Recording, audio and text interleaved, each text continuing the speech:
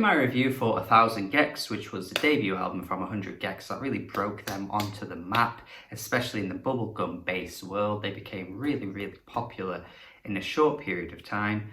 I said that I felt that even though I enjoyed what they were doing on the album, it was really fun and quirky and silly and goofy, I had a feeling, a bit of a funny feeling, that the novelty would wear off in the long run, and I wasn't entirely sure really if I would go on much further in liking their music. Now, saying that the novelty might wear off is not the same as calling them a novelty act. I think a novelty act is a very different thing. I'm not saying that they're out here putting out songs like Big Fish, Little Fish, Cardboard Box, even though that kind of slaps, let's be honest, or the Mr. Blobby act that was like #1 in the UK for God knows how many weeks. Like that's a different novelty. I mean, in the sense of 100 Gecs having a sound and a novelty to them that could wear thin and get old pretty quickly. And this new album here is a remix album of the first album that they did with loads of different collaborations and features. And honestly, I must admit that my prediction, for me anyway, of them wearing off has come to life. I was hesitant after the first song, Money Machine, because I thought Money Machine was one of the more fun songs from their debut album, that this entire remix collaboration thing that they're going with here was just going to be worse versions of the original songs, because that track, that opening track, to me is god awful. But I was kind of hoping that things would pick up in a sense, because we did have Ringtone immediately after, which has Charlie XCX, Rico Nasty, and Sarah Benito. The contrast between both these songs is crazy to me, because I think one of them sounds awful and another sounds good. You have Money Machine that just layers and like piles on this crazy amount of distortion that just makes it sound utterly nonsense. It's just nonsense, this track. And that was when I was thinking, like, you know, if we're gonna have Ringtone that sounds almost as if it's an improvement on the original, and we're gonna have a song here that's worse than the original, I don't know where this album's really gonna go. But unfortunately it goes in the direction of just making each song more and more painfully unlistenable as we go along. I don't know what it is about this album that's different to the debut, but I feel as though the tracks were at least catchier on the first one, even if, yeah, they did pile on the distortion. They were, you know, throwing out these wacky vocals that were often a bit grating on the ears, but they kind of worked in a weird way. But I feel like they're just unloading all the amounts of like unbearable sounds and noises you could put into music on so many of these tracks, like Get to You, which to me is just a complete mess. I struggle to even consider this experimental, because I don't think you can just label something experimental without really having much of a rhyme or reason to it, and this track just feels like it has really no rhyme or reason. And some of these tracks just continue to pummel me in ways that I just wasn't quite anticipating. I just didn't know that they would really find a way to make the most annoying sounding music you possibly could onto one album. The song Stupid Horse was already a bit silly and gimmicky to begin with. I mean, even if you like that song, I'm pretty sure you could admit that. But Girlfriend of the Year's feature just makes the track even worse.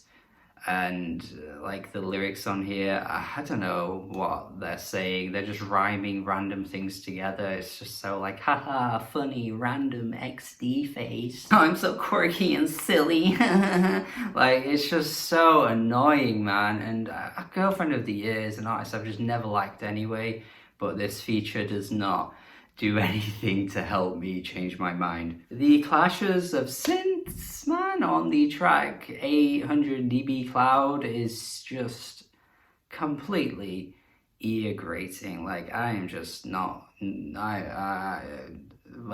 it's just so hard to describe these songs. Like, I'm all for experimentation, I so am. Like, I don't want people who've just clicked on this review and have never watched anything I've done before to think, oh, he just can't stand or hack anything, that's a bit weird. Because that's not true. There's so many great artists that do wacky and bizarre sounds in their music, but like, I just don't think what 100 Gecs is doing here can be considered experimentation, because it's not really that much different to what they were doing on the first one. It's just piling on more distortion and more crazy sounds. Like all the features are just coming on to make the songs sound busier and more hectic than they were before. That's not experimental. I don't think you can label that experimental. It's like it's one big competition to just make the song as whacked out and as ridiculous as possible. And they're succeeding, to be fair, because these songs are so ridiculous that it's crazy to think how I would ever find a scenario where I just want to put on one of these tracks and find a way to enjoy it. We do have the Hannah Diamond feature, which takes it back to like the 2000s era of two-step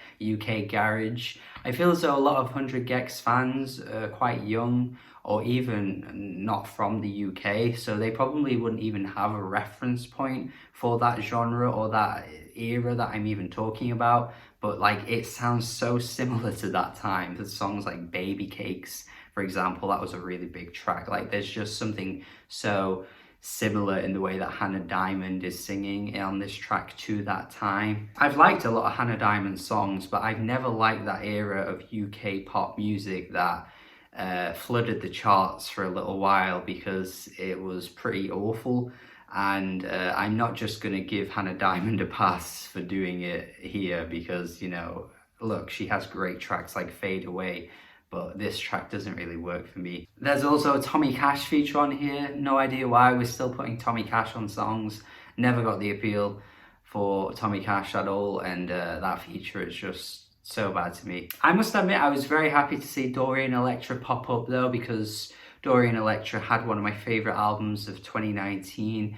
In fact, it only really grew on me as the year went on, and is still growing on me to this day. Like, I think it probably should have been higher on my year-end list than it originally was.